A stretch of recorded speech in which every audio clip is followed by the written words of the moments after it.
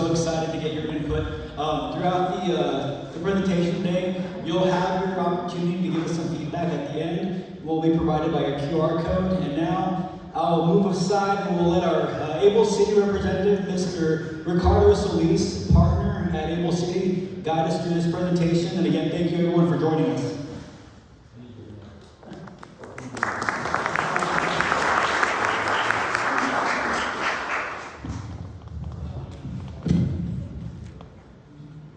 Good evening, everybody. First off, I just want to thank everybody for taking time out of their busy schedule to come join us this evening. We have a pretty good feel for how important this project is for everybody that's here today.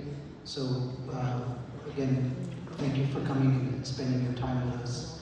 Again, my name is Rick Solis, partner with Able City.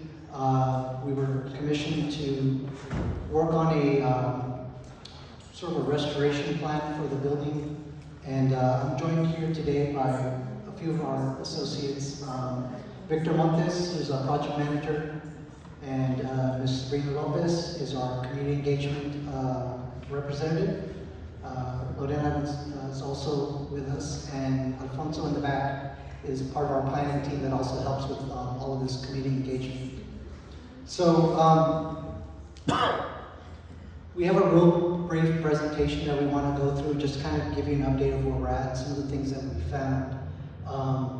We really wanted to take you through a little bit of the history of the Paul Poag Theatre, which you probably already know, but for us it's good to just reinforce those concepts. And then also, then I'll pass it on to Mr. Montes to go through sort of those restoration plans and kind of show you the next steps. And then the last thing we'll finish off with Sabrina is, back in December we did have a stakeholders meeting with a few invited groups. From that meeting we developed both a vision statement and a mission statement for the theater, and so we'll be going through that. And then the last thing, we have this little bit of an interactive series of questions to get your feedback. Once that is completed, we're going to stick around. I don't know, you see the boards that are on either sides of the rooms. We have a lot of post-it notes with pens. Anything you guys can think of that comes to mind, write it down and stick it on there, because we're going to take everybody's feedback. It's important that we include all of this in our final report that we'll be presenting to City Council at a later date. So I'm going to try to keep this brief. I don't want to take too long, because I know people will start walking out the door, but we'll try to keep it brief. So a little bit history of Paul Poag Theatre, and I'm going to take out my notes because I want to make sure I get all the dates correct. But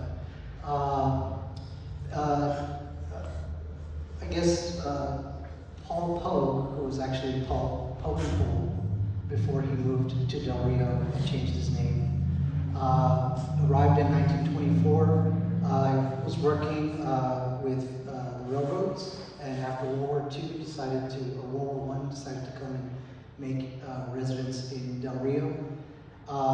In 1928, they opened the Princess Theater, which we have a location. It's actually down the street from here, not too far. Subsequent to that, he got involved with this organization called Rob Rowley, and they were a bigger motion picture company, and they had access to all the top movies of the day. So he got first-run movies by being part of that organization of cinemas. In fact, Rob Rowley actually was running and operating the theater in Laredo as well, the Plaza Theater, that we're also currently working on as well. So we're very familiar with what they were doing at that time. In 1931, the Strand Theater also opened, and then in 1941, the Rita Theater opened, which is where it currently stands today.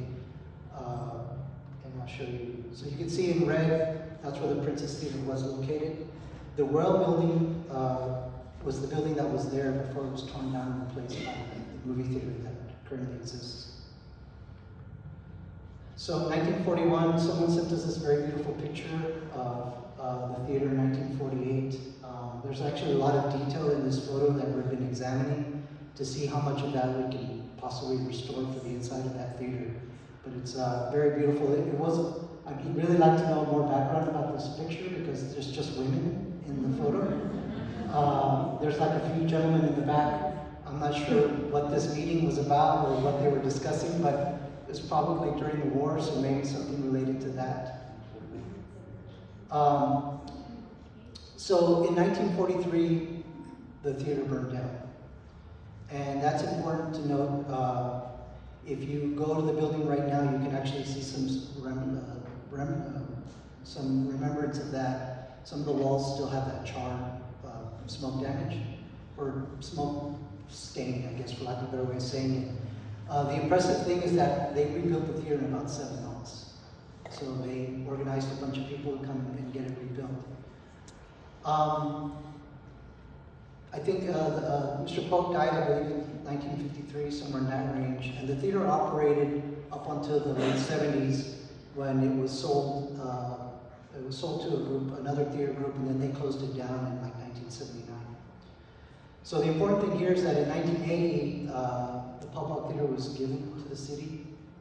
And at that point, a group of advocates came together and said, we want to turn this into a performing arts center. And so between 1984 and 1995, the Paul Poag Theatre Committee got together to look at all these different renovations for this project.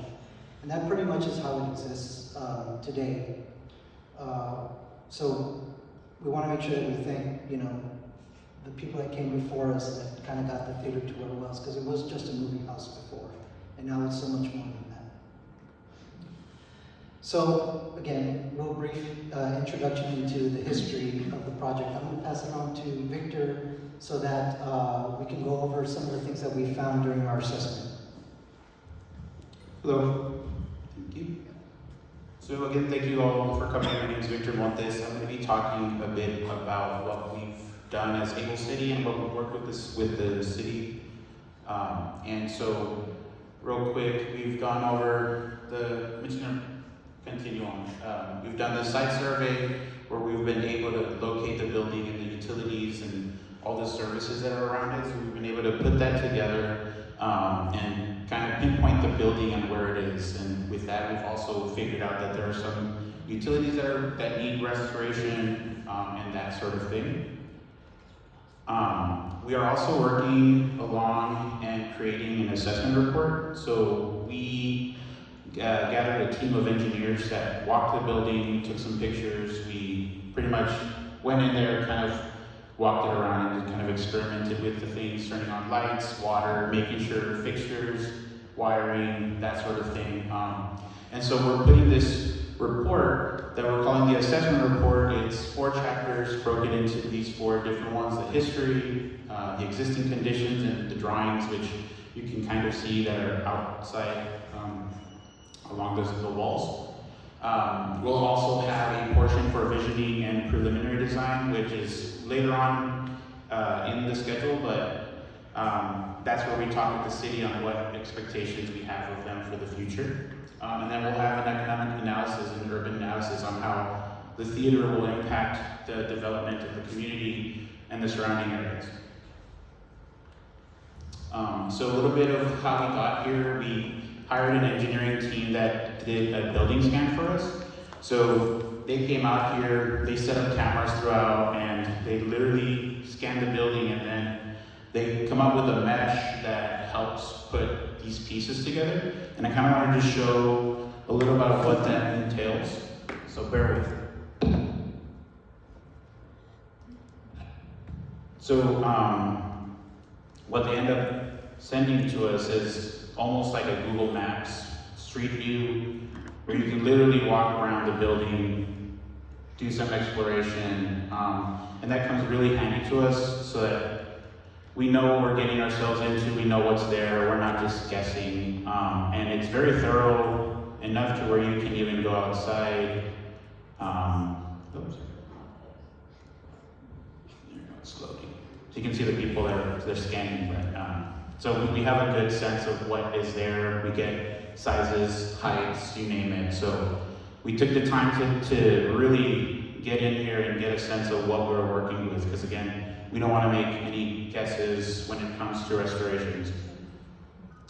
So that's part of the building scan, and so with that, we were able to develop a set of construction documents, so we could get floor plans, elevations, sections through the building. You can see here, these are the boards that are out there right now, but get a sense of the different floor plans, sections, how the rooms work with one another on elevation, and then also the exterior elevations, kind of how they are right now. We're able to check what needs assessment, what needs fixing, restoration, and that sort of thing.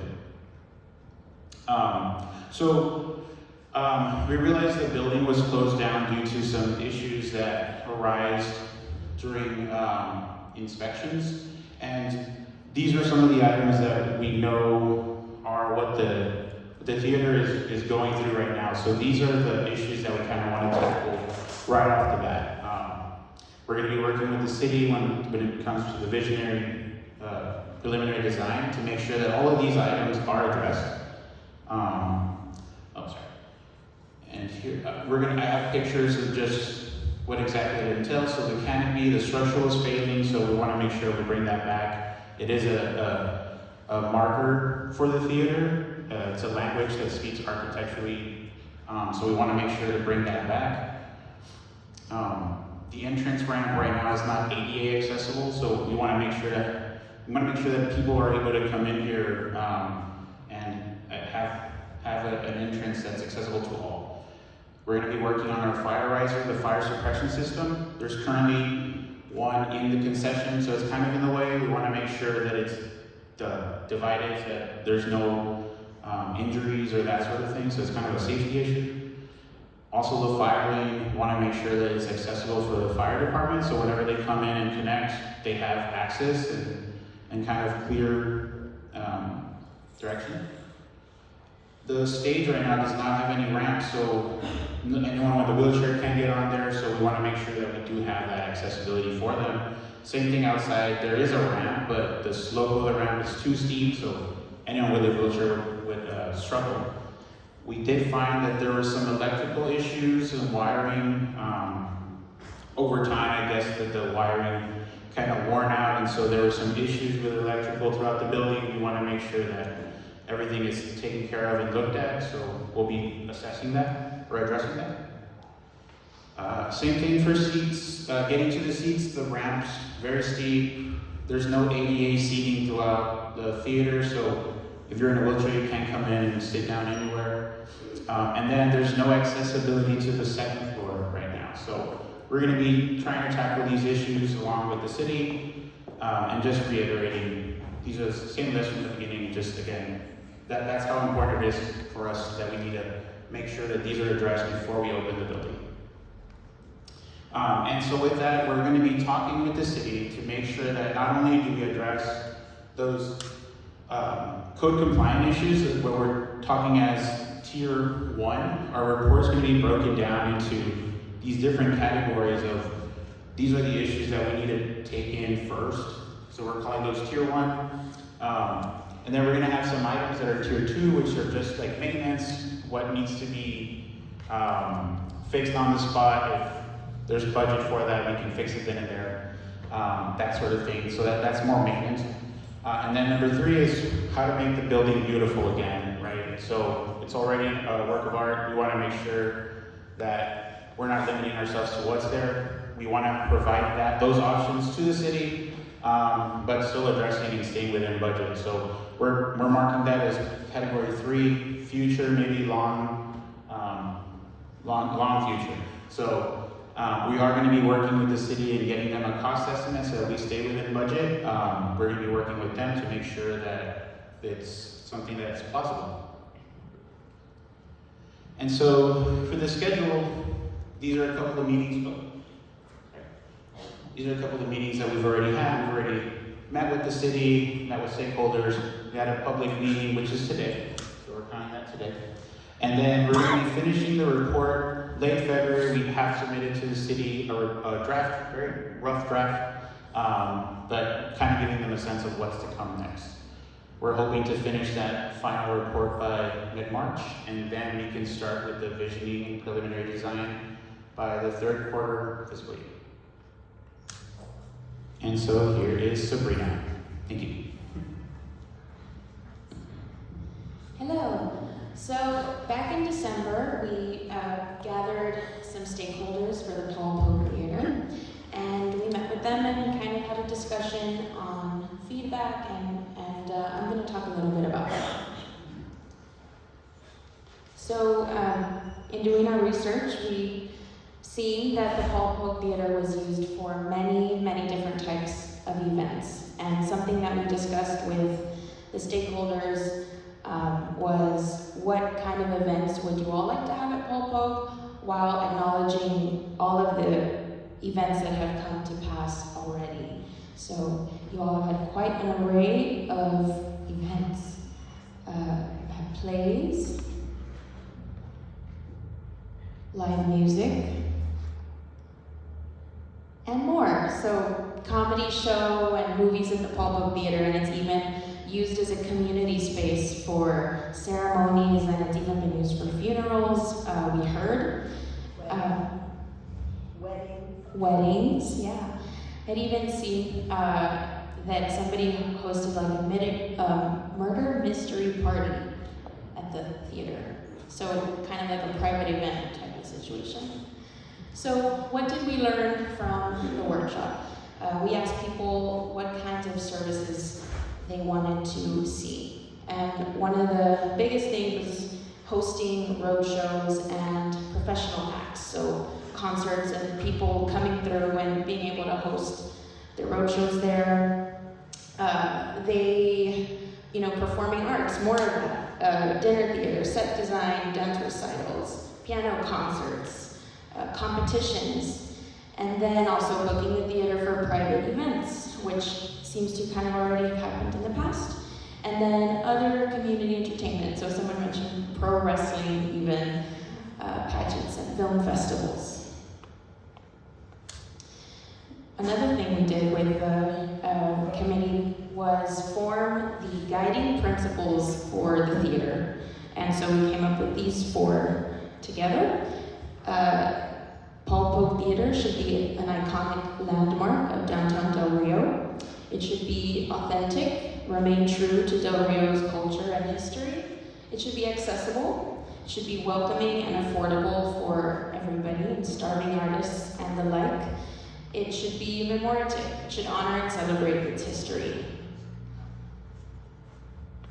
So we also talked about, of course, as users of the theater and passionate users, they have many desires and dreams for the theater, and that's very important to us. And so we kind of talked about those, and this is sort of like their wish list, or just free-for-all discussion. So on the exterior side of the theater, parking is a concern. People want parking. Canopy restoration, of course. Fencing for the back. People mentioned there was some trouble with dumping things there illegally, so fencing might help limit that. And then someone mentioned there's a tight loading area, so those designers of the people on the design team will keep that in mind. And there's also an exterior water spout that is used by you all to wash paintbrushes and things, so it's important to keep that in mind.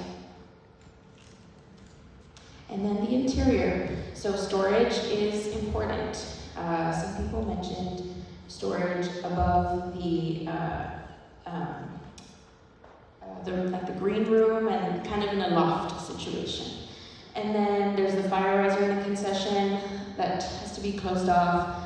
Balcony lining, someone mentioned it's kind of in your face a little bit, and to be more professional, it should be kind of hanging above.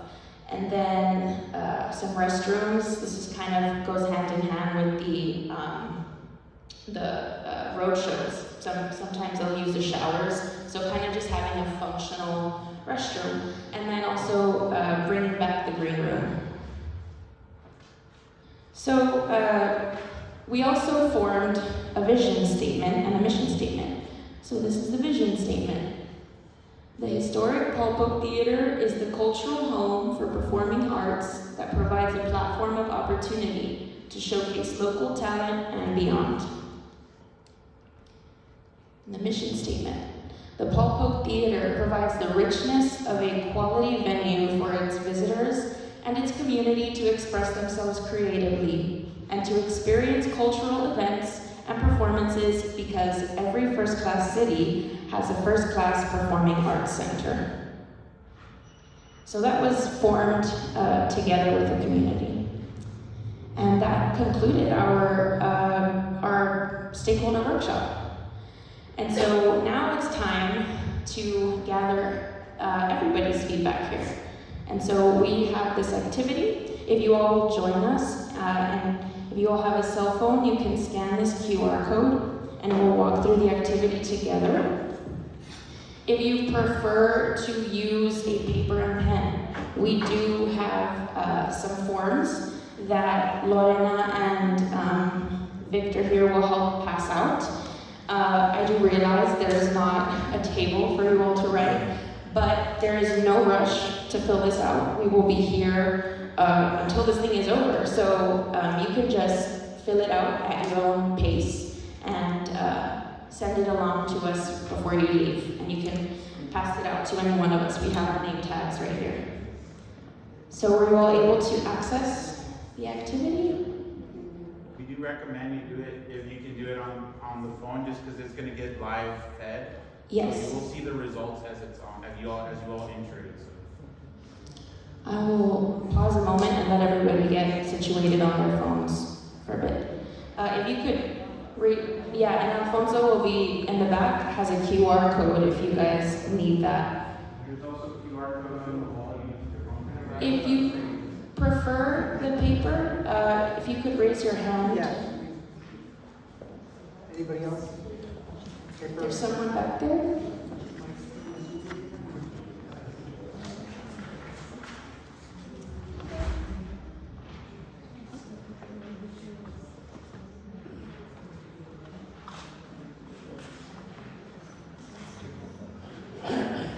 So all your responses are going to help us and the design team, and all of it will be collected and shared with us.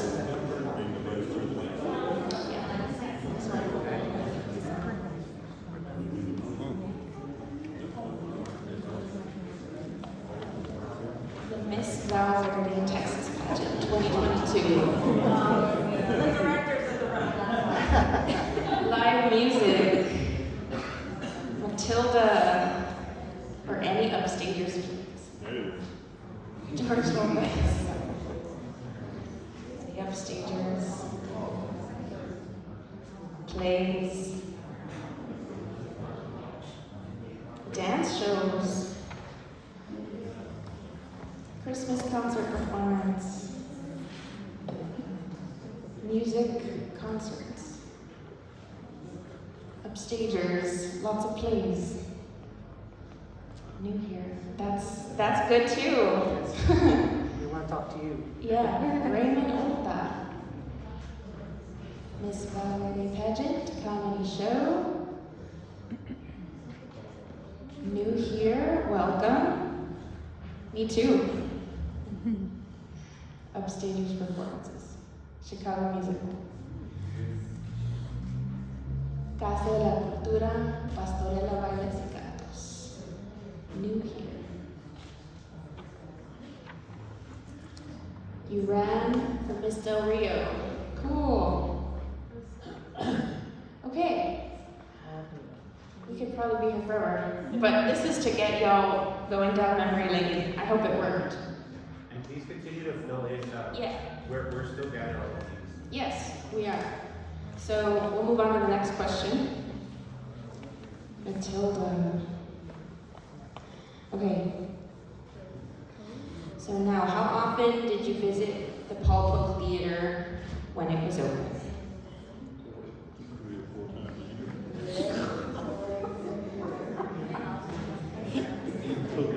We have a lot of Paul Poag Theatre goers here. Nice.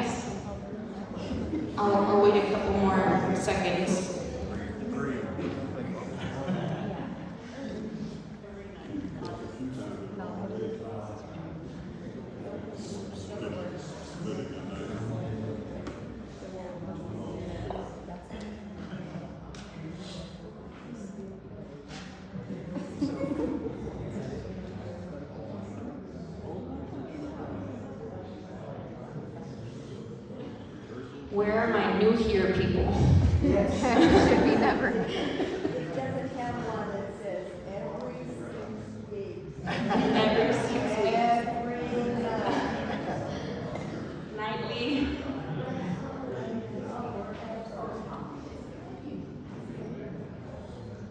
The 6%ers.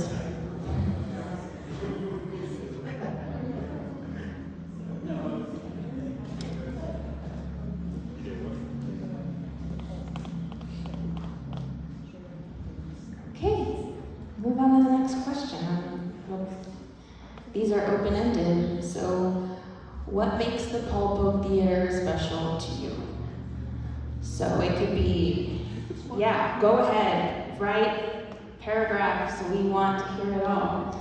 Is it the feel, the nostalgic feel, or is it the community that you build while participating there? Hey, mine hasn't gone to that. It might take a minute.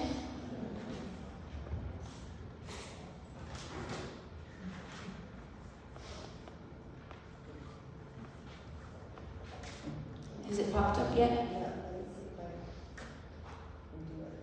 There you go. Okay. There you go. It's historic, celebrating the arts. Maybe somebody had their first. Yeah, did somebody have their first dates there? Anyone? You can also give a like to the comments to upvote them. Brings community together. All my daughter's performances danced there when I was a little girl.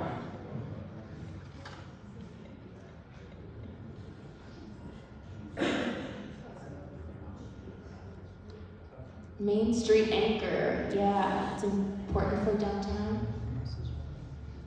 Oh, yeah.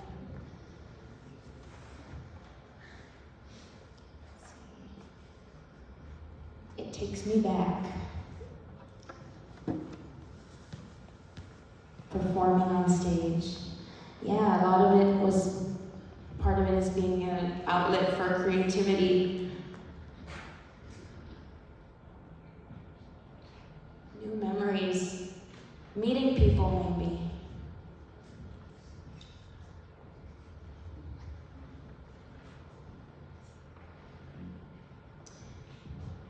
Wow, so it's a very important performing space, maybe the only one.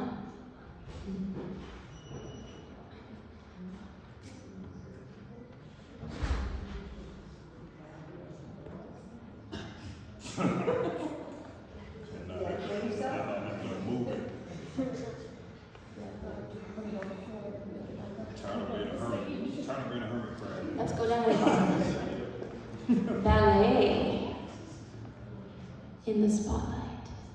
We have a lot of performers here, yeah.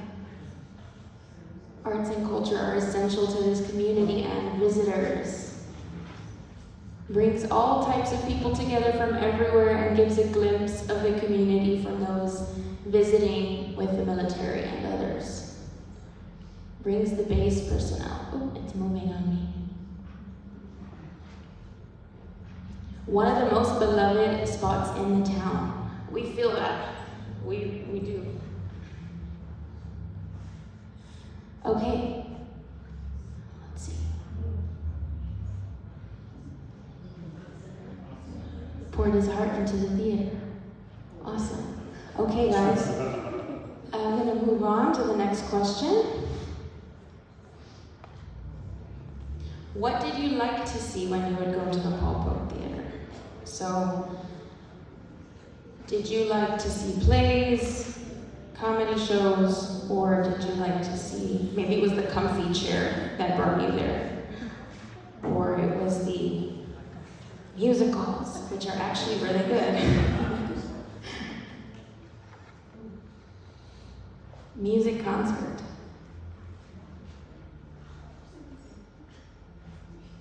Ballet, Upstagers Productions. Thank you, Upstagers.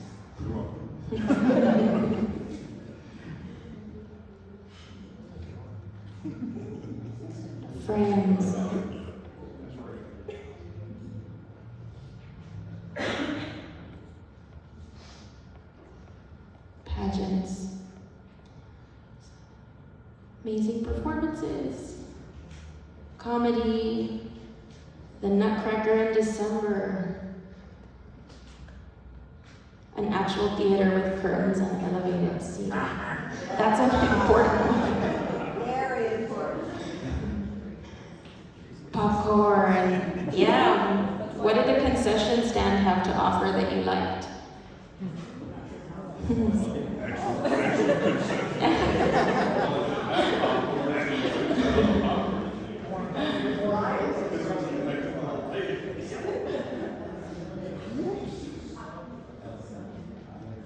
Awesome.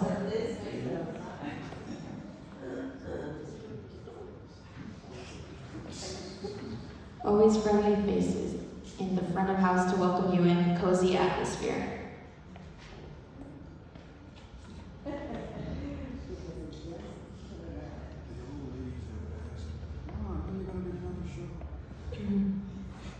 The acoustics. Myself. Diva, yes. I'm not sure what this one It's bands. is. Bands, yes. Type through too fast. The fat finger. All right, I'll move on to the next one. So now, what would you like to see at the Paul Poag Theatre in the future? So this is a chance for you to reach into the vision that you have and doors open. Yes. Beautiful interiors, better dressing rooms.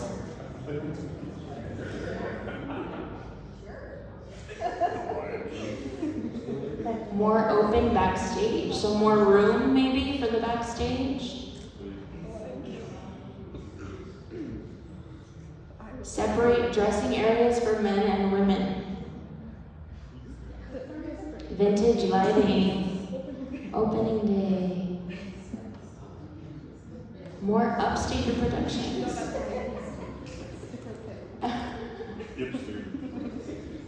Better conditions backstage for performance. Working AC, that's pretty important in Texas. Safe building that is accessible to all and aesthetically pleasing facility. Realistic timeline. Someone to care about its restoration and its value to its community. Possible fly system. Oh. Rising fixtures, more lighting, What is that? better lighting and sound systems. What is the flight system? So you can fly across the stage. Oh, was the question, what is the fly system? So maybe somebody who is like an expert in theater can answer that because The fly system has things come up and down. So you would have curtains or backdrops that you could fly up and fly down. You could have people fly up. So the fly system needs a lot of backup. And there's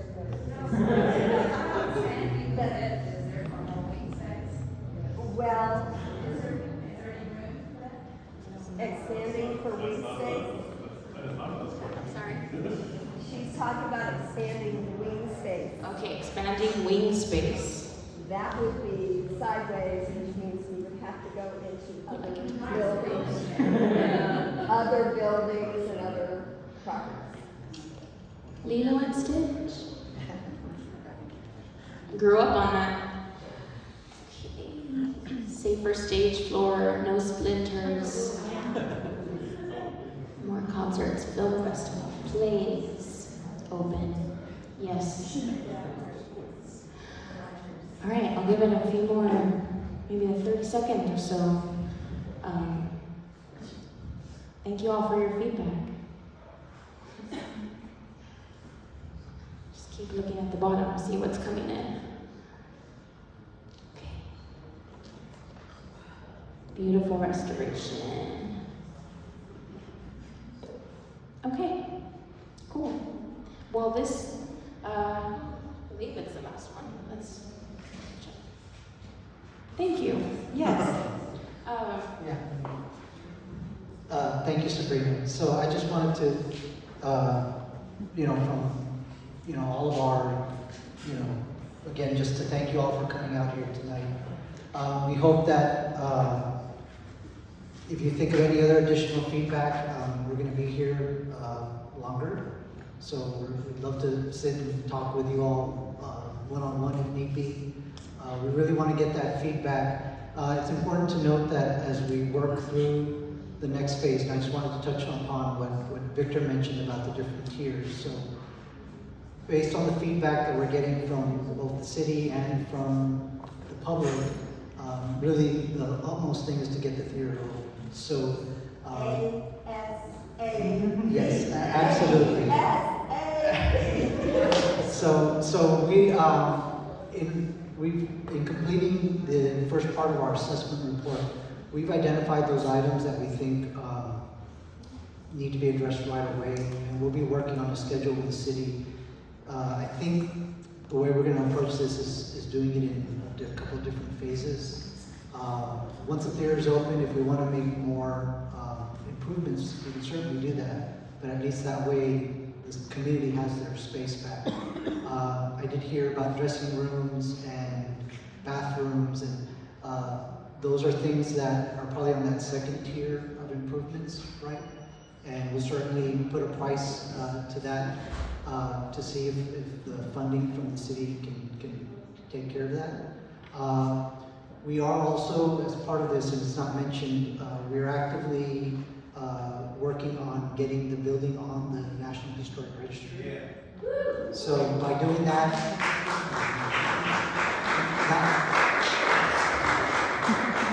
not only will you get a plaque, but it also opens other opportunities for both tax credits, different types of funding, to really bring the theater back. Just as an aside, we're also helping the Southern Depot building on Ogden Street, and we just got that approved by the Texas Historic Commission. So that is actually going to be a historic building as well. I'm from Laredo. Most of my team members are from San Antonio, but we love doing work in Del Rio. And really there's a lot of gems that need to be preserved. We do a lot of historic preservation as well. So this theater is very important, not only to you guys, but to us as well, because we love this kind of work. So with that said, we're going to try to get the building open, take care of the safety issues first. You have a question? The big question. Yes. How soon do we think anything is going to be manifested that we can see? So, How soon? Yes. So I think. Yeah, I think. Yeah, 7 months, they burned down, they 7 months they Yes, ended up. yes. 3 years! So we'll certainly work with the city. I don't want to put a date on it because we're still working through the assessment report, but we'll certainly visit with staff and city manager and council. Because I think that's what everybody here wants to know, is when. Yes. When are we gonna see Yes, anything? and believe me, our client, the city, is definitely putting a lot of pressure on us they're asking us that same question. Okay. So, you have a question, sir? Kind of ties to that, is there going to be either a website or other location that we would be able to just go to kind of see where milestones are at, as you figure out dates that you're going to hit these various spaces? So if we can at least get some idea as it's moving along, it's that absence of information that really creates frustration. Got it. Understood. I think as we presented in our presentation here, we'll probably be having a presentation to council next month sometime. I think by then we'll have a better idea of what those timeframes look like. If there's anything that we can sort of push up, we will.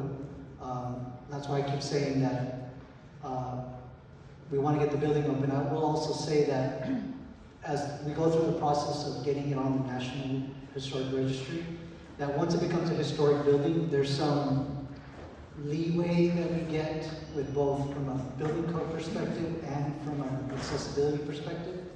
That's not to say that it's not going to be accessible, it's just, it allows us, we don't have to like tear it completely out to make it fully compliant. Like there's things, there's a give and take there that we can work, and we've done that a lot on different buildings.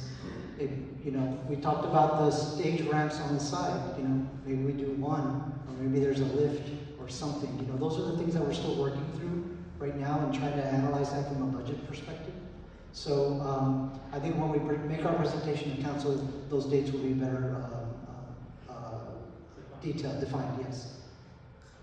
Did you find it out if the walls are splaying and if they need that, you know, I don't know. Yeah, the anchors, yes. System from wall to wall? Our structural engineer looked at that, and it's in the report. He really didn't find anything that it was deteriorating in any way. The building is actually... It's not leaning out? No, the building, the bones are actually really, really good. I know the roof was recently done, so there really wasn't a lot of leaks that we found. So from a structural perspective, the building is great. From an electrical, mechanical perspective, there's some work to be done there. And so really, in our mind, those are like the three big things. It's the accessibility and the electrical and the mechanical. Now, I will also add that second story mezzanine, there's really no way for a handicapped person to get up there. We are not going to put an elevator in this building. So we'll make sure we provide enough handicap seating on the first floor. There is, as part of the visioning, we're looking at like a bigger vision, that it's more like a master plan, right? Like what we think this facility could become. But that's like, it's a plan for the future. If we can secure funding or credit, tax credits or something to realize that plan, then that's something that we can help you guys at that point. But for now, it's more about getting the building open. Sir, you have a question? Yeah, as a community, is there anything we can do as far as helping out? Is there anything we can do to help in the process? For example, like saving money as a help clean out the theater, or do things to help, you know, further the process pretty quick. Yeah, I think you know, by all means, before you leave today, you know, leave us your contact. I know you all signed in. Leave us, if we can put out a blast, hey, we need this. Like, who wants to volunteer? Like, volunteers always help. So we can certainly visit that as we move through this process.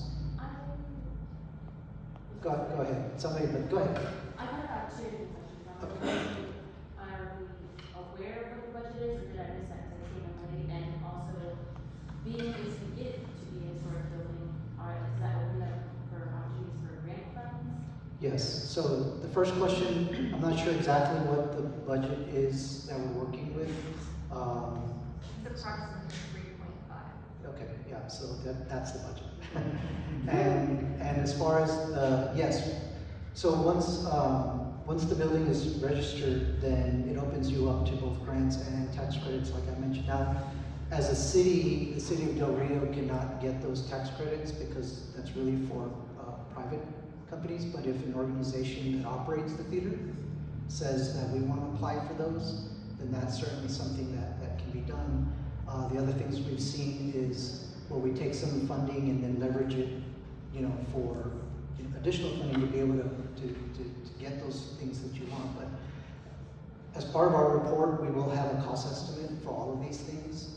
And I imagine to get everybody's wish list, that cost number is going to be higher than what the available budget is. But at least you'll have that target in mind, so you can say, okay, you know what, if we can raise this money, or we can seek these grants, or we can try to get these tax credits, that maybe we can realize a lot of that. But because it really is a beautiful theater, it just needs a little TLC. Did somebody have a question in the back? I think there was a question in the back. You were talking about the grand plan. As we progress with the development and the budgeting, is there any way that we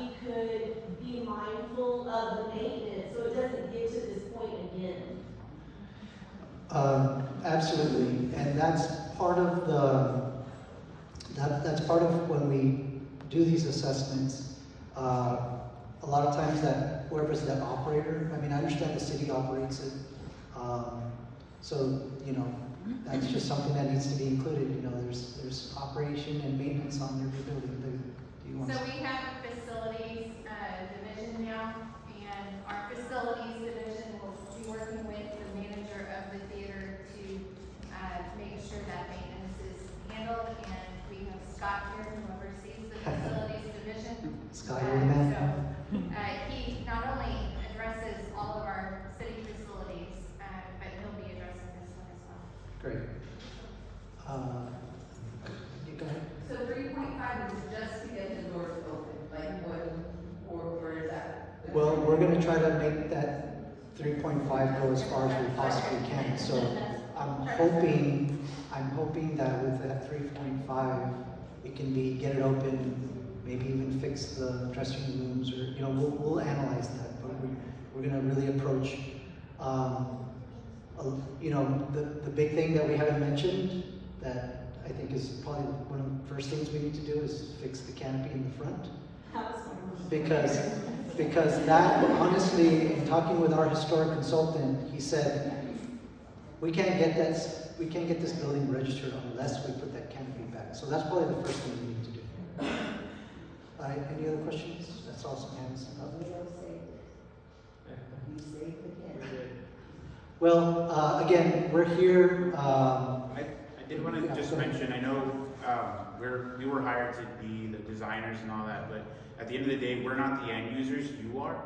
So your feedback is really important to us, and we really want you all to really engage. And we have these boards out right now with a couple of post-its. If you have experienced anything while in the theater, your feedback to us would be ideal. That way we know what we need to tackle along, and we can include that in the budget and make sure that all of those things are addressed. So we really ask you that y'all can go up to the boards or to us. You don't have to go to everybody, but just fill in the post-it, tell us what you experienced or what you've seen that needs addressing. So we ask you for that.